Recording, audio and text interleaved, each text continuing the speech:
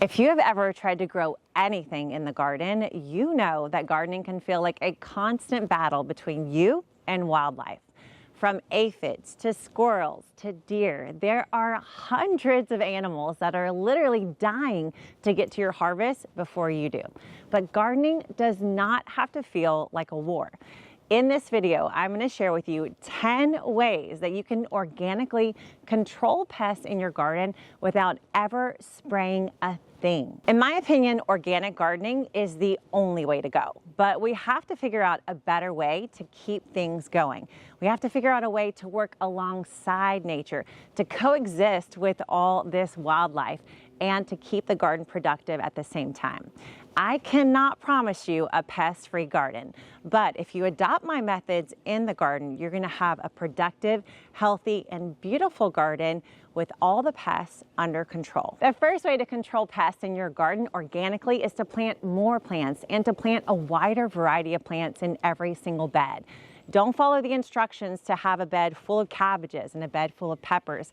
Instead, mix all your plants together. Some call this companion planting. Some of my favorite plants to combine with your vegetables are alliums, things like garlic, chives, and scallions, herbs, things like oregano, rosemary, and sage, and flowers. All these plants work together as companions to protect pests from even getting to your vegetables in the first place. Tip number 2 is simply to use physical barriers. A lot of times there are pests that are going to find their way to your garden no matter what you plant. So you can put cages up, you can put fences up, you can simply just take some tulle or mesh and cover your greens with it. You want to simply think of physical ways that you can keep pests from ever getting a chance to touch your plants in the first place. Tip number 3 is regular harvesting and pruning. Listen, there's this saying that the best pest control is a gardener's shadow. If you go out to your garden and cut a few things from the garden each and every day, you're going to notice pests at their very first sign and presence, and you'll probably be able to even pick off a few of them as you're doing your harvest. So get out there with your pruners every single day, cut a few things to bring inside to the kitchen, and you'll find that as you're harvesting your breakfast, you're actually controlling the pests in your garden at the same time. Tip number 4 is to encourage and suggest the presence of natural predators. Listen, every single thing that's preying on your plants has something that hunts and eats it too. You want the pests that want to prey on your garden to be looking over their shoulder to see if their predator might be on its way. You can do this simply by planting plants that attract those predators, and you can even use some sneaky little decoys like owls or rubber snakes. Even a scarecrow might help. Tip number 5 is rotate your plants. Now, a lot of gardeners are going to tell you to do this every single year, but I say do this every single season. One of the biggest attractors for pests are old plants. Pests love to go to weak things, and so as your plants are near the end of the season, they're at their weakest point and the most susceptible to pests. So you want to get those spent plants out of the garden and go ahead and plant for the next season. Keep rotating your plants every single season in the garden. You'll confuse the pests and you'll keep your garden super healthy. Tip number 6 is to create a native habitat right next to your vegetable garden. The pests that want to eat from your garden, they don't necessarily need to eat the vegetables and fruit that you want to eat, but they are hungry. If you create a native habitat right next to your garden, it's going to be full of berries and seeds and grasses, all kinds of things that the wildlife are accustomed to eating already. So you can have a place to feed them, and then you can have the garden to feed yourself. Tip number 7 is trap crops. Have you heard of these amazing plants you can grow right alongside your vegetables? Now, it's gonna seem a little counterintuitive because you're thinking, why would I wanna attract pests to my garden? But hear me out.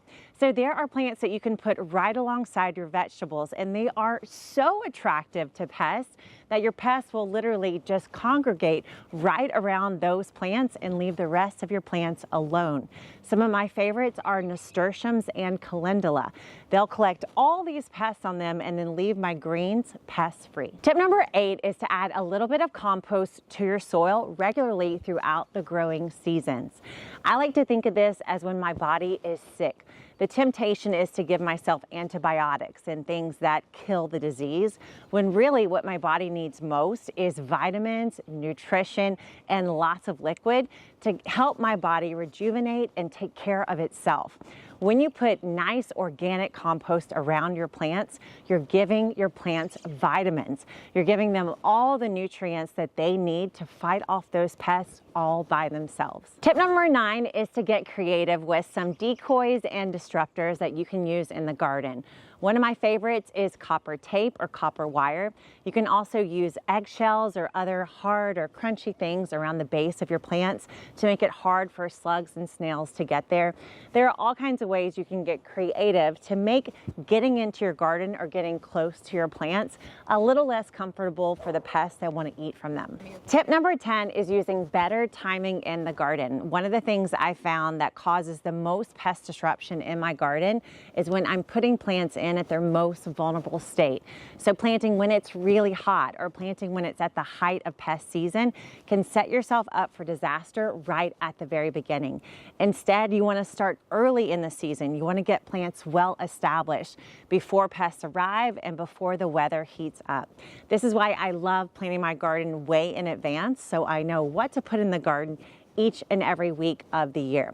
That's also why we created the Gardenary planner, and if you don't have yours yet, I'll put a link right below this video so you can get yours. So don't forget, we're not talking about a pest-free garden here. That's an impossibility in organic gardening, but we are talking about a pest-controlled garden.